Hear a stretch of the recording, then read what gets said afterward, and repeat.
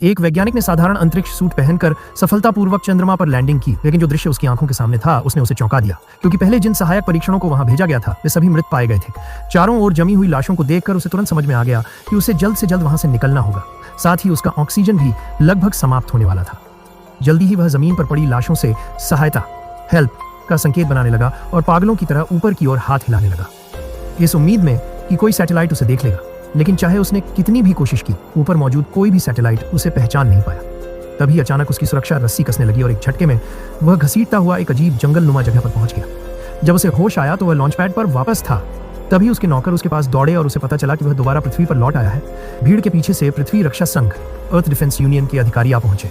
उनका मकसद था उसे चंद्रमा पर दोबारा जाने से रोकना। दरअसल वैज्ञानिक, जिसे जियांगो कहा गया था, उसने अपने चंद्र अभियान को सफल बनाने के लिए गैर कानूनी क्लोनिंग तकनीक का इस्तेमाल किया था।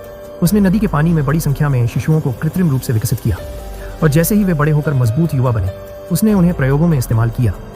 जो प्रयोग असफल रहे, उन्हें वह निर्दयता से त्याग देता था। इन्हीं प्रयोगों की मदद से वह चंद्रमा तक पहुंच सका था, लेकिन इसके चलते पृथ्वी का जैविक संतुलन बिगड़ गया। गुस्से में एक अधिकारी ने उसे उल्टी हुई लात मारी और कड़ी चेतावनी दी। जल्द ही पृथ्वी रक्षक संघ की ओर से उसे एक आधिकारिक चेतावनी पत्र, वार्निंग नोटिस मिल गया। उनकी ताकत और प्रभाव के आगे वह मजबूर होकर अपने चंद्र अभियान को स्थगित करने पर विवश हो गया। लेकिन अधिकारियों का ऐसा व्यवहार उसे अच्छा नहीं लगा। उसने अपनी नौकरानी से अधिकारियों के खिलाफ एक शिकायत पत्र लिखवाया। नौकरानी ने उसे सांत्वना देने के लिए एक स्वादिष्ट केक और एक सुंदर सा उपहार भेंट किया। जब उसने वह उपहार खोला तो उसमें से एक शुद्ध सोने की पॉकेट वॉच घड़ी निकली। उसकी घूमती हुई सुइयों को देख वह समझ गया कि उसका समय अब सीमित है। तभी उसने यह निर्णय लिया कि अब वह चंद्रमा पर जाने का सपना छोड़ देगा और अपने परिवार के साथ मिलकर एक सुखद, शांतिपूर्ण पारिवारिक जीवन बिताएगा। फिल्म यहीं समाप्त होती है।